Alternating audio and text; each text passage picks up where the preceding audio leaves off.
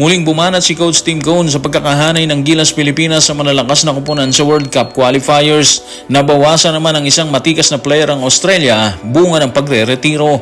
Inamin naman ang isang media personality sa Australia na magkakaroon ng mainit na laban ng Australian Boomers laban sa New Zealand at Gilas Pilipinas. Tutukan po natin ang lahat ng yan. Pero bago yan mga ka-playoffs, ibibigay po natin ang isang Nike shoes na to sa maswerteng subscriber po natin. Paano sumali? Siguro i-follow nyo lang po at i-like ang post ko sa TikTok account na to. Kailangan nyo po akong i-follow dyan kasi dyan po natin i-announce ang winner ng Nike shoes. Ayan po siya at ilalagay din po natin ang link sa comment section. Simula po ngayon, i-announce po natin ang winner sa June 16. Kita-kits po tayo dyan. Muling binasag ni Coach Tim ang kanyang pananahimik tungkol sa isyong kahanay ng Gilas Pilipinas ang Australia, New Zealand at Guam sa World Cup qualifiers. Ayon sa kanya, hindi ito big deal. Hindi rin umano niya hinintay ang oras para manood ng draw upang malaman ang resulta nito. Narito ang kanyang pahayag. Tutukan natin si Coach Tim sa report ni Jerry Ramos sa Spin. Hindi ko lang talaga ginagawang malaking issue yon. Wala naman kaming kontrol doon.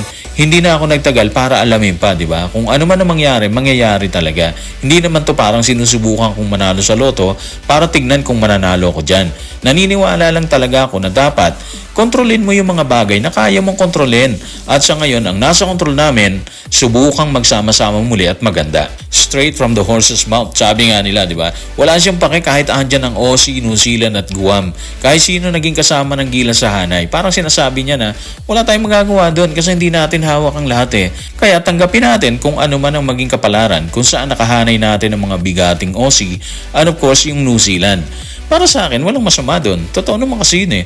Hindi niya kontrol ang mangyayari sa draw. Kaya maganda ka na lang siguro kung ano man ang dapat mong ihanda doon para matalo mo sila, di ba? Ganun lang siguro kasimple ang lahat ng gustong iparating ni Coach Tim Cone. Siyempre, mabigat ang kasama sa hanay. Pero ando na yun eh. Hindi tayo pwedeng pumalag. Yun yung lumabas. So, pagsikapan na lang siguro makabuo ng magandang game plan at sa aktual na laban, tignan kung paano nila i-execute yun. By the way, sinabi rin ni Coach Tim manghihinayang daw sila sa resulta ng draw kung nakaapekto ang pagkatalo nila sa mga laban. Sabay giit na wala silang kontrol talaga doon. Kaya haharapin na lang nila kung sino ang makakalaban talaga nila. Obvious naman na hindi nakaapekto ang pagkatalo ng grupo ng Gilas sa Asia Cup, di ba? Iba naman yun. So wala talagang dapat sisihin or pagsisihan ang Gilas Pilipinas sa pagkakasama sa hanay ng mga bigating koponan. Kung aminado si Coach Tim na hindi dapat gawing isyong pagkakahanay ng Gilas sa mga bigating koponan, nawala naman ang isang maaasahan ng grupo ng Australia sa papalapit na bakbakan. Sa huling panayam, kinumpirma ni Mitch McCarron, isa sa mga matitigas na gwardya ng Boomers, ang kanyang pagre-retiro. Narito ang kanyang kwento. Tutukan natin si Mitch sa report ng Basketball Australia sa Australia.basketball. Decision to para sa katawan ko at kinabukasan ko. May mga pagkakataon kasi na naglaro ako kahit may mga injury na. Kung iisipin ngayon, siguro dapat nagpahinga na lang muna ako noon. Hindi ito patama sa mga medical staff or kung sino man Palagi kong gustong maglaro at pilitin ang sarili ko kahit masakit, kahit mataas ang antas ng sakit. Ayokong nagpapahinga kasi at iniisip kong kakayanin kong maglaro habang sabay na nagre-rehab tuwing may bakante. Kahit na halos hindi naman talaga ako nagpapahinga. So goodbye na talaga kay Mitch McCarron, di ba? Natatandaan natin nung time na naandun pa si Kai Sotto sa NBL, sa Adelaide 36ers, grabe din ang samahan nila doon, di ba? May pagkakataon pa noon na parang may trouble ata si Kai, tapos si Mitch yung unang dumipensa kagad para kay Kai Sotto. Anyway, balik tanaw lang natin yon. Parang ang sarap kasi balikan nung time na nasa Adelaide si Kai Sotto, kahit ang daming issue nung panahon na yon, di ba? Sa issue ng retirement, obviously malaking kawalan si Mitch McCarron sa Boomers.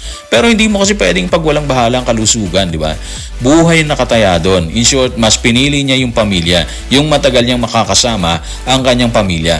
Sa panig ng Boomers, kahit nawala siya, nawala si Mitch McCarron, malakas pa rin sila. Alam natin marami ang pwedeng pumalit sa kanya dyan.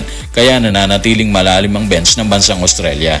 Nananatiling malaking banta sa Gilas Pilipinas sa paparating na qualifiers para makapasok sa World Cup na gaganapin sa bansang Qatar sa 2027. Habang hindi na makakasama ng Boomers si Mitch McCarron sa hanay, naniniwala naman ang Australian media na magkakaroon ng matinding bakbakan ng Australia hindi lamang sa karibal na New Zealand, kundi maging sa Gilas Pilipinas. Narito ang kanilang pahayag. Tutukan natin si Damian Arsenis sa kanyang official Twitter or X account. Magkakaroon ng matinding laban sa pagitan ng Australian Boomers laban sa New Zealand, pati na rin sa Pilipinas sa FIBA World Cup Asian Qualifiers. Marami na kasing kasaysayan sa mga matchup na na to. Bago lahat, si Damian Arsenis, base sa kanyang official Twitter or X account, co-founding partner po siya at editor ng pickandroll.com.au na nakabase sa Melbourne, Australia. Sa pahayag niya na magkakaroon ng matinding laban ng Aussie hindi lamang sa New Zealand kundi maging sa Gilas, Pilipinas, naniniwala tayo doon. Alam naman natin na naging controversial ang naging bakbakan nila dati, di ba? Pero hindi naman natin sinabi na mauulit yun. Naniniwala tayo na hindi na talaga mauulit yun. Ang sa atin lang siguro is magiging mabigat ang laban ng magkabilang kampo. Siyempre, yung grupo ng Aussie ayaw nilang maisahan ng Gilas katulad na nangyari sa New Zealand, di ba? Kaya pipilitin talaga nilang kunin ang laban sa Gilas, Pilipinas sa World Cup qualifiers. Sa panig ng Gilas, kahit alam nila na mabigat ang kalabang Australia, gagawin din nila ang lahat para maisahan sila dyan. Siyempre mahirap pero wala namang imposible eh. Nagpa-practice din sila, di ba? Nagpapakahirap din sila para makapagtala ng panalo. Katulad na nangyari sa Latvia, tinalo sila ng Gilas, Pilipinas. Yung nangyari sa Chinese Taipei, tinalo nila ang Gilas, Pilipinas. At ang Gilas, tinalo nila ang New Zealand. Ibig sabihin walang imposible talaga. Pero, depende pa rin ang lahat ng yan sa magiging strategy ni Coach Tim Cone and of course sa pakiramdam ng players sa oras ng laban. Ayon naman kay Coach Tim, focus talaga nila ang qualifiers at para sa kanya, championship round na to. Championship round kasi ang bibigat ng kalaban. At kapag tinalo nila yan, malaki ang chance na makita ulit natin ang Gilas sa World Cup sa ika-4 na pagkakataon.